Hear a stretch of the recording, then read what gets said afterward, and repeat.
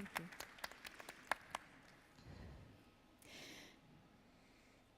In her speech, Dr. Nawal, you referred to research indicating that advancing gender equality can add between 12 to 28 trillion to global economic growth. And it is also a fact that companies with more women in top management positions perform better. At the same time, there's recent research by the World Economic Forum that indicates or suggests that the world would have to wait for 81 years at present rates for reaching gender parity at the workplace. The question that I'm going to pose to all of you panelists is, it's a more specific one, but the broad question is, what can we do to accelerate this change, to get women in the workforce and to exploit in a positive way this potential? According to UN Women, ensuring the inclusion of women's talents, skills, experience, and energies requires intentional actions, deliberate policies and practices. So I'd like to ask this question to the panel. How do policies and practices to support women in the workforce, at the workplace, how do they contribute to economic growth and development? And more broadly speaking, how can governments and companies, including yours, ensure that gender considerations, such as equal opportunities, equal pay, are mainstreamed across the workplace and sectors? And as you, Dr. Nawal, said in your speech, the gist of it is, how can we make life more fair for women at the workplace? Would you like to take a step? Absolutely. I think I like to basically address these questions with examples of what really worked. And the UAE is a very strong case study of things that actually worked. We have a lot of women in very high positions. We also have a lot of women in different sectors. And you've seen the statistics earlier when they were presented by Her Excellency Reem Al Hashmi. The UAE, or women, gender equality has been on the UAE agenda since the day the UAE was established. We had the Women Union created basically in the very early days of the UAE being established. We are celebrating next year the year of Zayed, and Zayed stays with us, and his legacy stays with us because he, from day one, made sure that women had an equal role to play and a responsibility, and he encouraged and motivated women to play that role by providing them with equal access to education, and equal access to opportunities and health. I am a product of this government. I studied in government schools. I went to government sponsored university. I was sent to finish my education by the government of the UAE. So providing this educational platform has been very important. We speak about the workforce, the workplace. Having, to your point, you know, when you have the policies in place and procedures that make it easier for women to participate is very important. You know, we have now a policy that every workplace they needs to have a nursery in place to make it easier for women to come back after giving birth. We are providing mentorship platforms for a lot of women, providing coaching, also encouraging and having platforms like this where role models are being presented and positioned, and giving a voice and giving a place to speak is very, very important. So it's a multiple of things. Having the right policies in place and procedures, having the opportunities, providing the tools and encouragement for women to conquer their own fears, basically by giving them the opportunity to voice their opinion and to be positioned and showcase different role models so they know that there is no real obstacle facing them.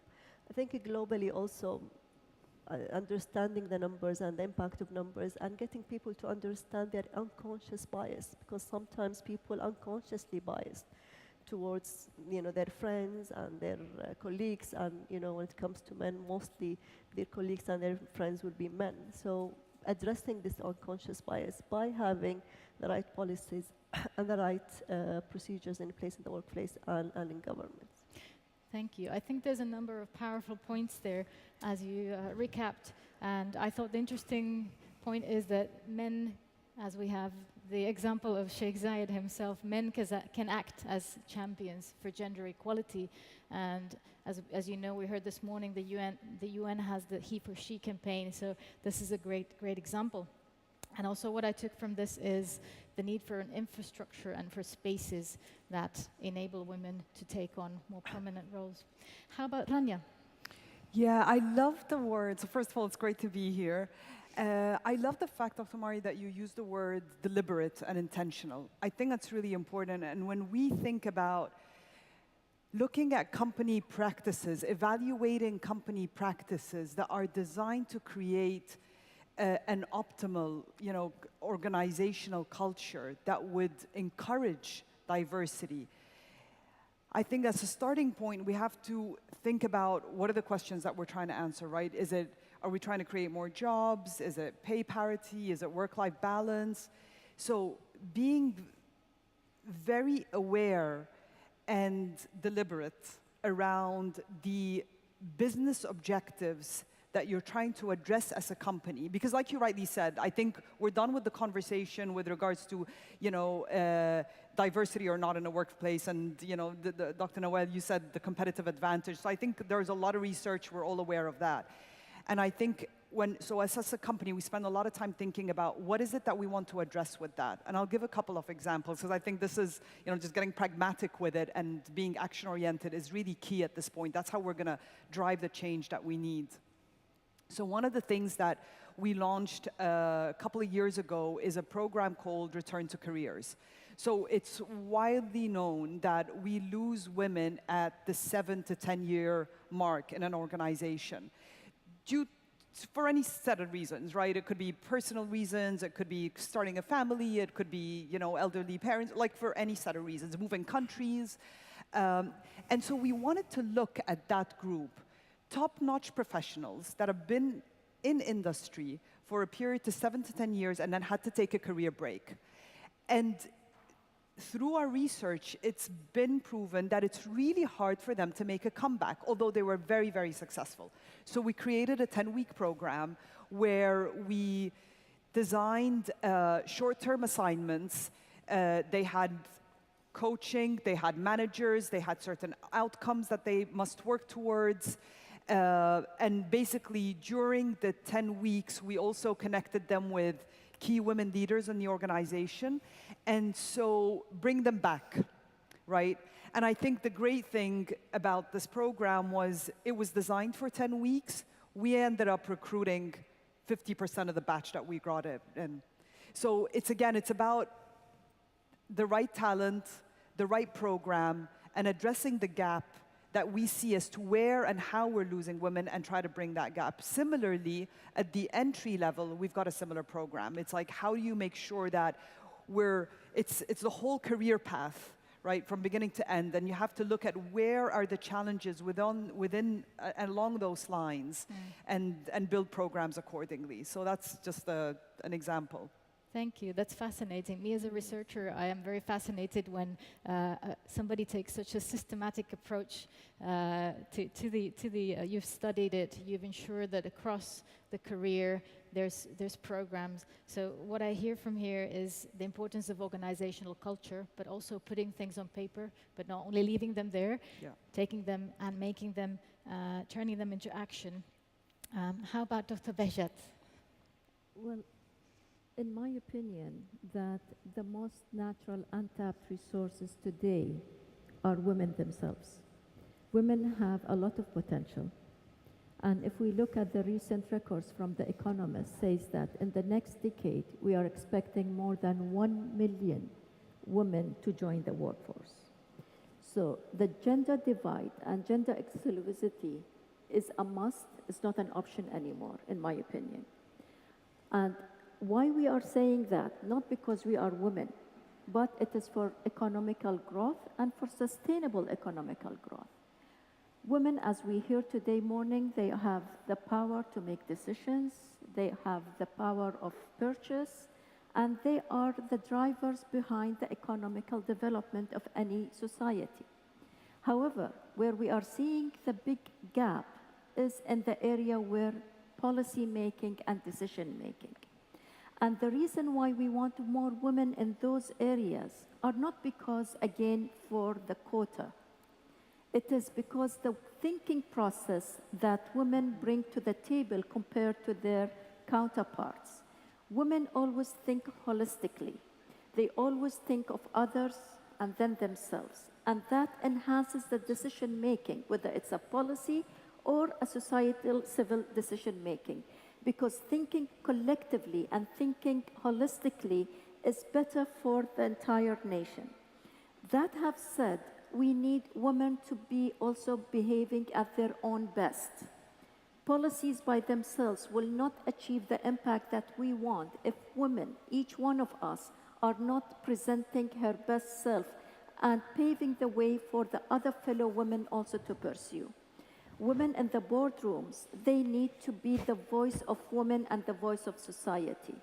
And by that, they need to be role models for other women to follow as well.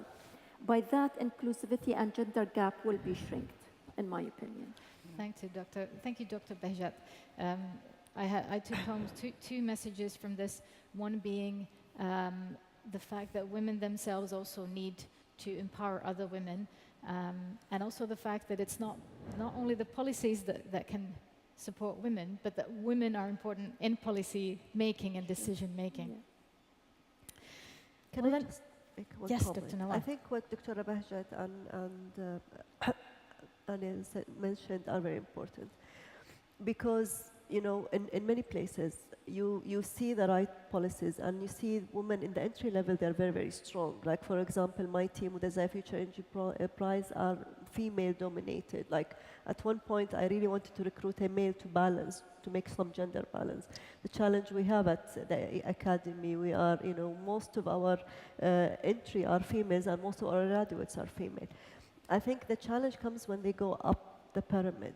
And back to Dr. Abajat mentioned, this is where women need to invest a little bit in themselves and understanding their rights.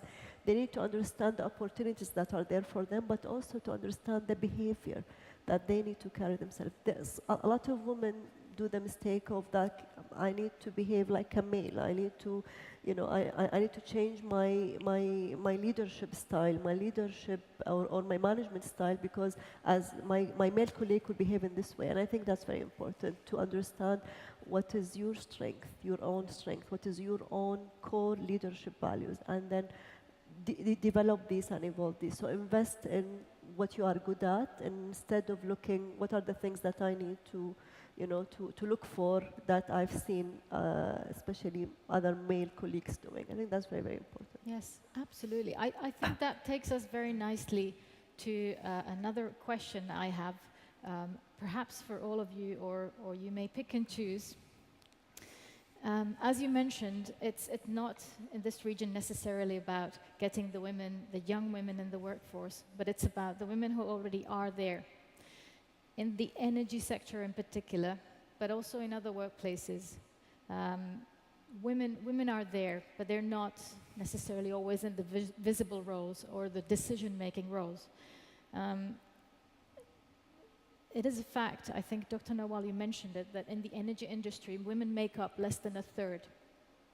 I recently attended a major renewable energy stakeholder meeting in Abu Dhabi, where who thought that perhaps in this future energy area there would be more women, was shocked to see that women again were in the great minority.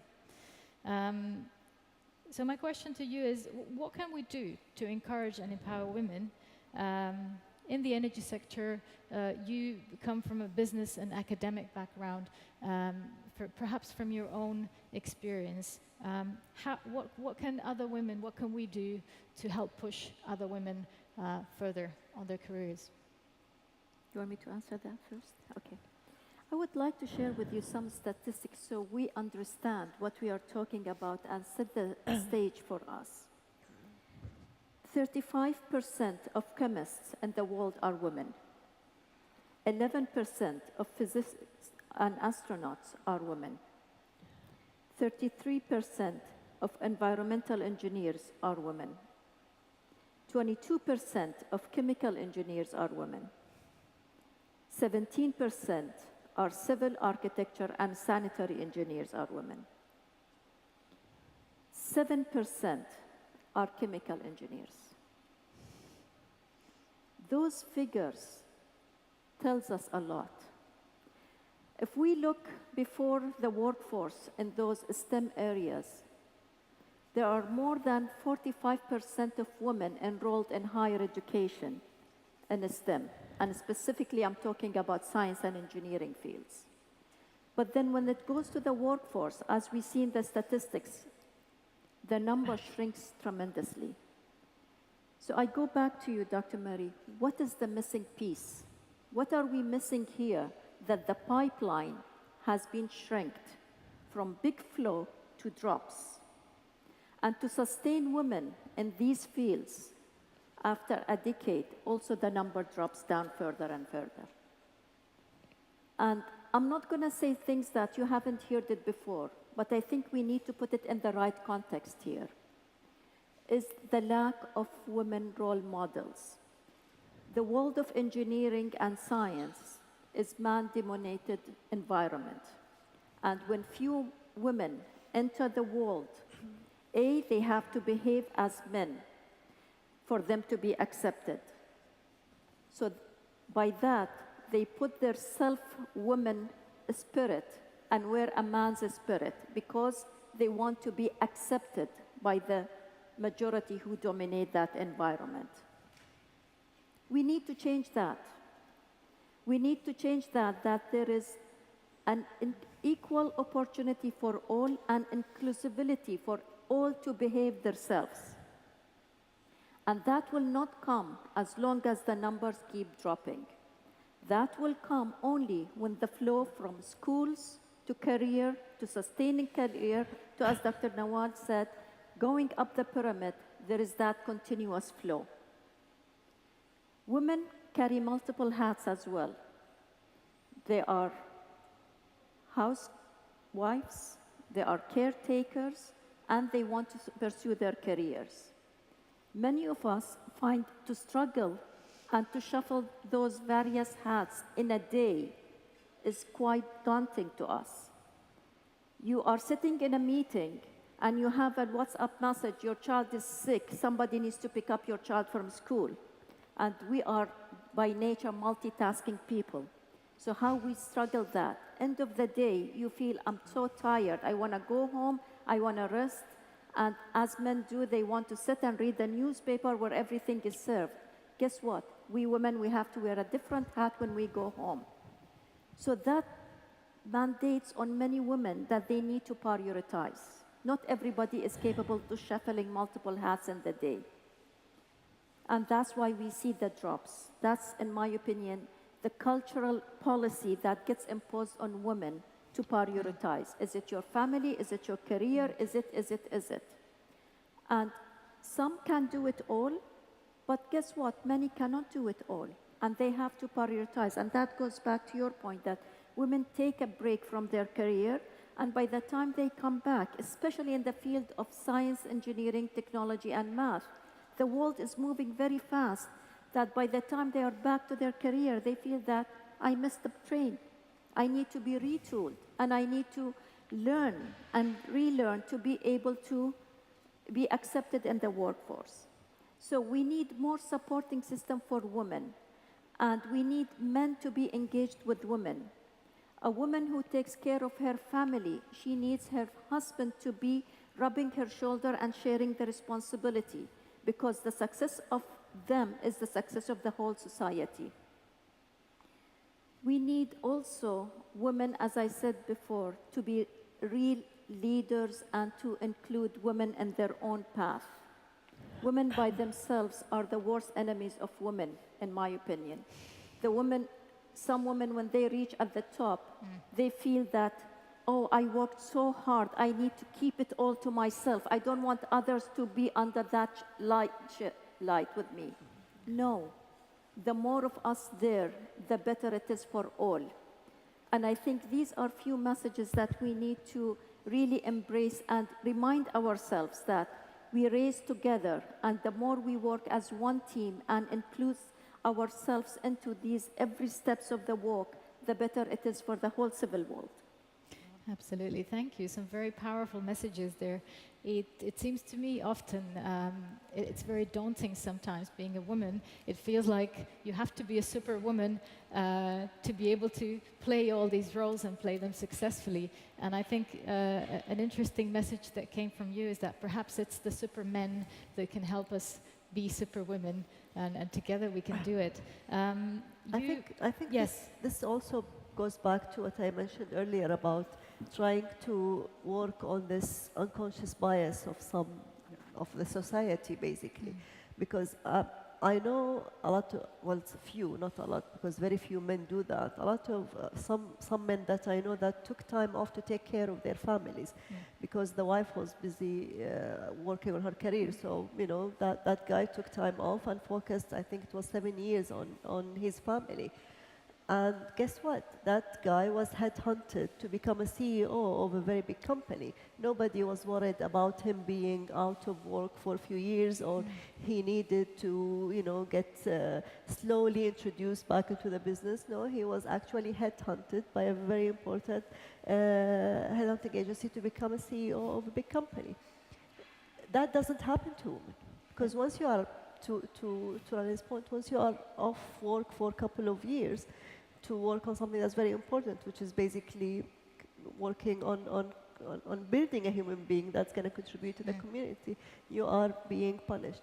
I think having these programs are very important, but also having the confidence. Women needs to be confident to apply for things. Not, you know, we always sell ourselves short, and this is why, for example, in the work that we are doing, introducing a platform like Wiser was very important for us, because we want to help women find this voice.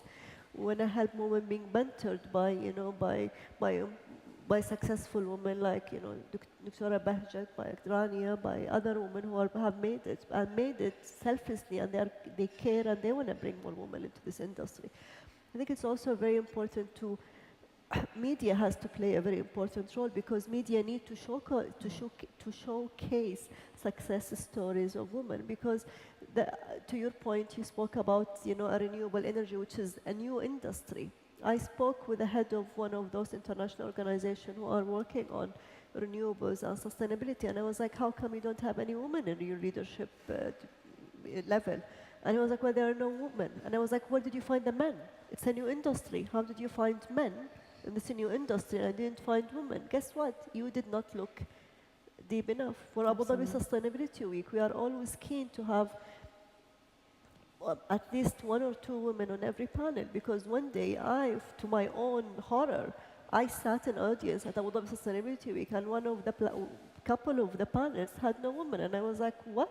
How is this happening under our own leadership? So we need to look, and once you look, you will find these women, and that's why one of the things that we are aiming to do with Wiser is to create this database for all these women who are specialized, either, you know, very senior in a leadership position in a utility company, or very specialized engineer in one of the very, you know, nanotechnology factories that are advancing a technology that's going to help improve the efficiency of solar industry. So we need to find these women, because once you look for them, you are going to find them. The challenge that we have is a lot of women, and even within our own team, some of them are extremely capable, but they really don't want to invest any time in speaking conferences. They don't want to invest any time interviewed by media, because they think of this as waste of their time. But guess what? It's not waste of your time. It's a very important element of your job, because your job, to Dr. Bahjan's point, your job is not only to do what you are good at, your job is to inspire other women. Your job is to create opportunities by being there for other women. Your job is to make sure that your role is known globally, and people know who you are and what you do, because what you do is very important. Absolutely. Again, a number of excellent tips and observations.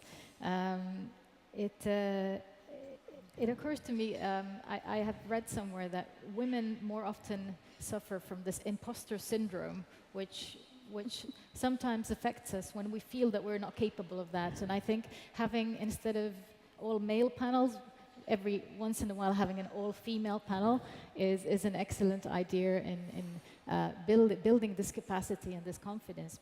Dr. Nawal, you talked about Wiser. And I think a lot has been said about how women can support each other career-wise. I'd like to ask Rania, if you may. I understand you're behind a women's network at GE.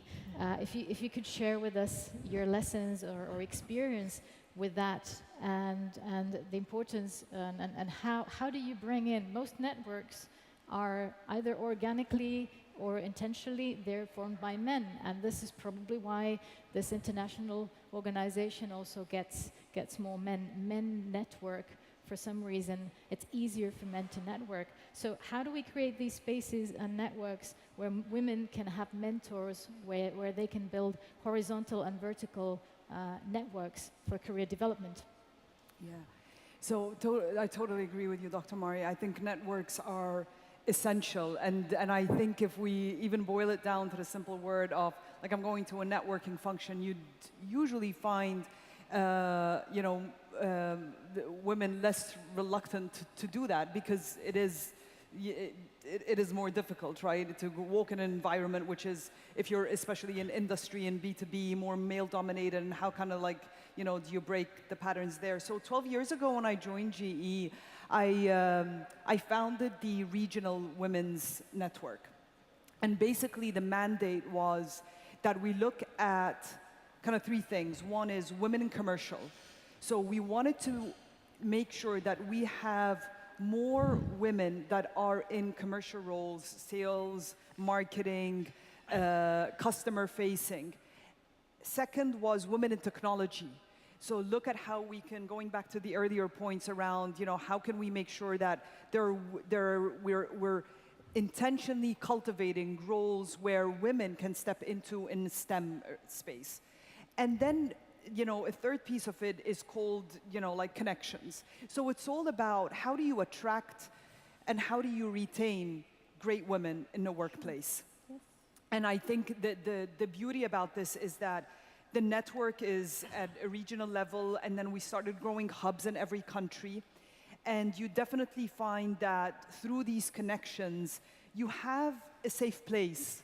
You need role models, and you need a safe place to go to push your boundaries, to get out of your comfort zone, to test yourself, to tell somebody, somebody you trust, does this sound right to you? Am I presenting this the right way? I've got a pitch tomorrow to my boss. I think we all need kind of like someone, I think I just call it a safe place, where you can go and kind of push yourself and not be afraid to fail. Because only in experimenting and piloting and trying different things will we be able to grow.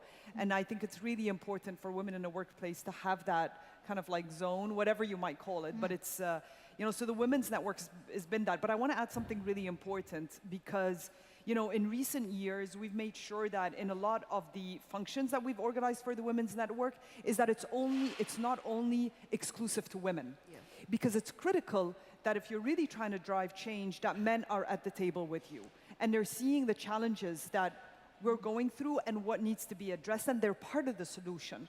So, like from a few years ago, we make sure that all functions, all events that we're hosting are open to both men and women equally. Yes, it's run by women, but that means that we should definitely, it doesn't mean that we shouldn't have men part of the solution with us. I think that's really, really important.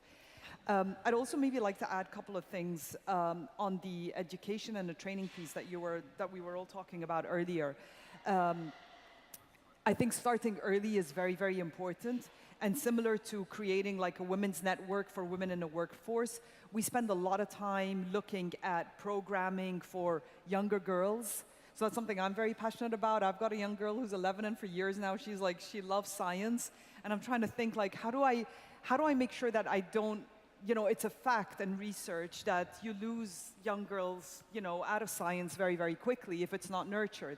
And so we've run programs around robotics, we've run programs around, digital coding, we've run programs around 3D printing.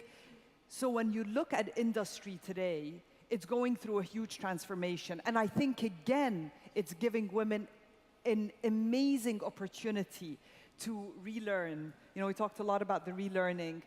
and really investing in that capability, and companies also doing their part through different programs. I mean, we've got different programs in innovation and, you know, in garages and in experimentation, but I think also it takes initiative, you know, to being bold and kind of the stepping forward and investing in yourself and knowing that industry wants something different.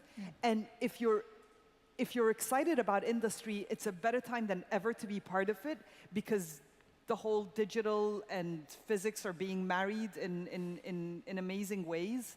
And so it doesn't mean you have to hold a wrench like that. Those days are like not gone, like with the future of energy and with digital. And it's just an amazing time for women to be in industry. So I would, you know, kind of like do a call out for that as well. Great. I think we might have a few more minutes to take some questions shortly from the audience, if you have a few, if you have any. But before that, I'd like to pitch one short question with very quick answers to all of you. Building on what Rania just said, it's a very exciting time to be working in sustainability. It's also a time at which we need lifelong learning. We have a lot of young women in the audience, and women who already may be halfway through their careers but might be looking for something exciting. So from you, what would your tips be if the audience members would now go and study something completely new? What would that be? What are the qualifications we need in the future? Where are the exciting jobs in sustainability going forward? Looking at it from your different perspectives. So just 1 minute answer from each of you. Go ahead. I think it depends on what your passion. So if you have a background in engineering or in science, I think it's very important that you build on it. And I think you can specialize in one of those amazing new technologies that we're seeing, either artificial intelligence, the Internet of Things, the information system. I think this is extremely, extremely critical. So, find your passion within the industry and follow your passion. And there are a lot of opportunities. If you cannot travel, there's a lot of online learning platforms. If you can travel, go to the best universities. If you are living in the UAE, this is your golden opportunities. There's no country like the UAE that gives this platform for everybody who lives here to grow and learn and seek opportunities. So, I would say the sky is the limit. The sky is the limit. Just find your passion. Great. In sustainability. That's important. And Rania? I'd say don't be shy, step forward and reach out. I think when I reflect, I spent too many of my younger years being shy about things, and not speaking out enough. And it's only kind of like through time and you get better. But I'd say, and I think hopefully this younger generation are bolder. But I definitely say,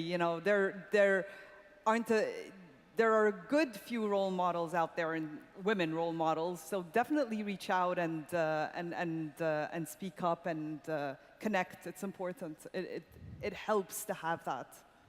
Okay, the importance of confidence. How about Dr. Bejat? Well, I think in today's day and time, learning can happen in any shape and form, whether it's formal learning or informal learning.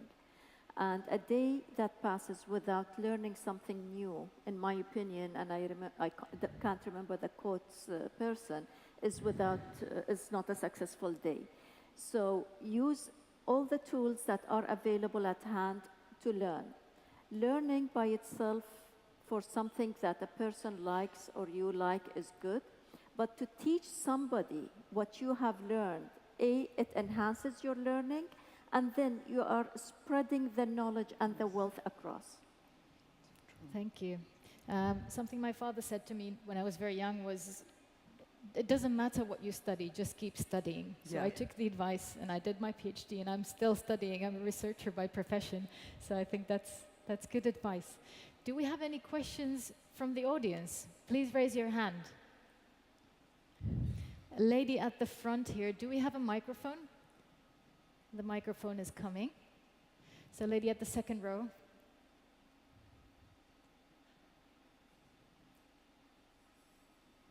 Yes.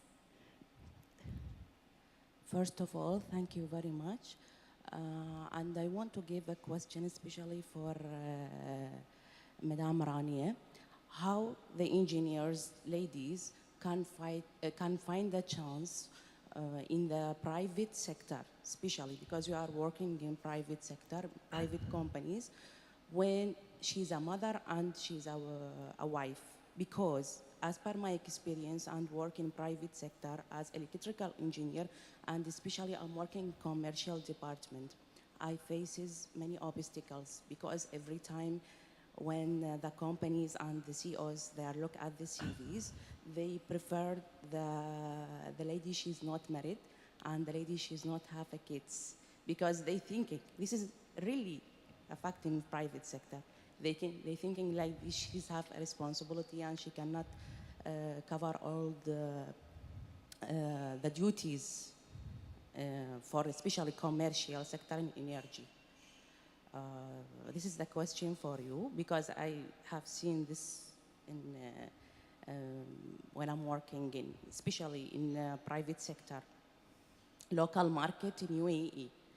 And second thing, it is not a question, it is as a just like we should have after this, let us say conversation or conference, we should have a program for lady in energy sector.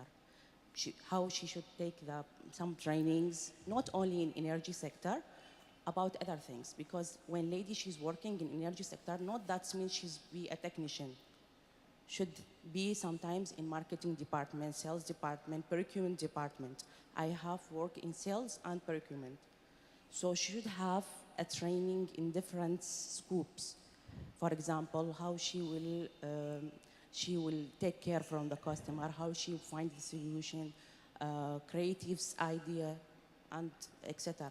So should have some program after this, and we should look next year. What is the result from these programs? Yeah. Thank you very much. Thank you. Excellent. Concrete ideas for the next year or the next summit.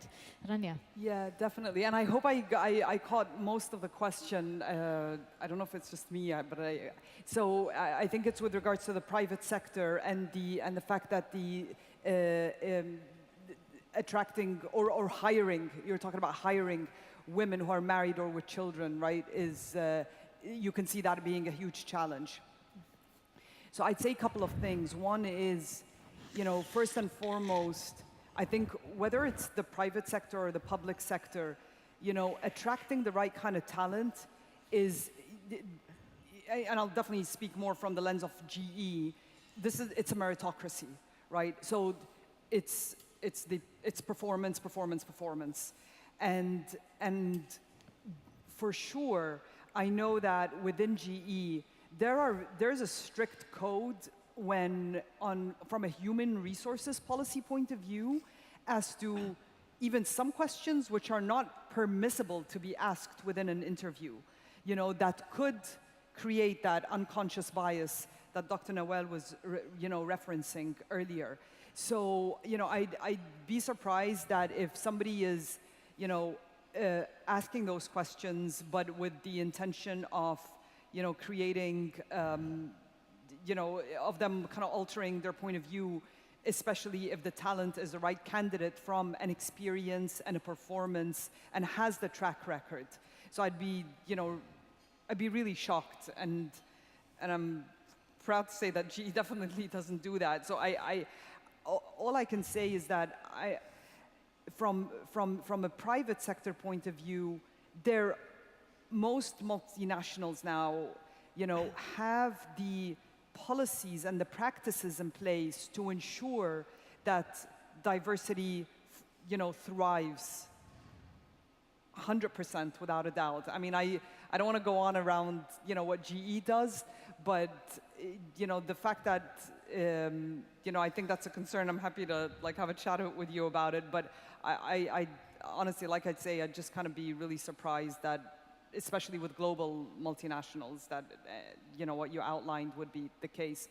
I think track record first, experience, talent, put all that forward, and that's what really counts at the end of the day. I mean, I'll say even on a personal level, I got pregnant, I think 3 months after I joined GE, you know, and I said, and I already had a kid. And when I joined, one of the things that I said at the interview, I was like, I am going to leave at 5 because I need to pick my kid up from nursery.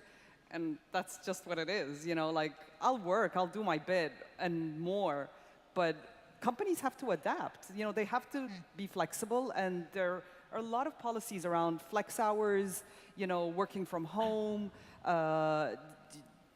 Yeah, there's a number of things. I think you have to also find the company that suits where you're at with your life and shares similar values. I think that's really important. Great. Yeah, Great, so I hope great that answered advice. your question. Thank Yeah. you. So I guess there are companies out there, change is happening, and hopefully those companies, then the big companies, will help Right. change Absolutely. things across the board. I think we have time for one more very, very short question, followed by very short answers. Lady there on the 3rd row, can we get the mic to her, please? Yes. Thank you so much. It's been a very wonderful panel. It's not really like I'm going to ask a question. I want to follow up on what Dr. said, that women are women's major problems. We are advocating for acceptance within the society. We are advocating for gender equality. But within us, we've not come to realize that we need to build one another. A woman gets to somewhere and forgets she has to mentor people who will follow suit and then take over the position in due course. But for a man, if he gets into somewhere, he begins to build, particularly in political areas. I give an instance. In my nation, there's one major thing we do. When we came together as a coalition, we came up with a theme: work together to work far. Meaning that when we come together as one, we have to move on. We need to communicate the opportunities to one another. We need to mentor. We need to build ourselves. Again, we have another one that says women working together in the global economy for life's sustenance. And apart from that, there's an instance in my country where we were clamoring for political participation of women. Then women began to push out credible women to go into politics. Now, this happened that one woman came out to vie for the presidency of the nation. But do you know what happened at the polls? When results were being read, she had 1 vote. Where were the women? Doesn't mean she only voted for herself. So this is something we need to sit back and devise a means of building ourselves, building credible coalitions amongst us, and then telling the world where they need to come in, telling the men where they need to come in, and be that he for she whom we are. Thank you. Excellent. Thank you so much.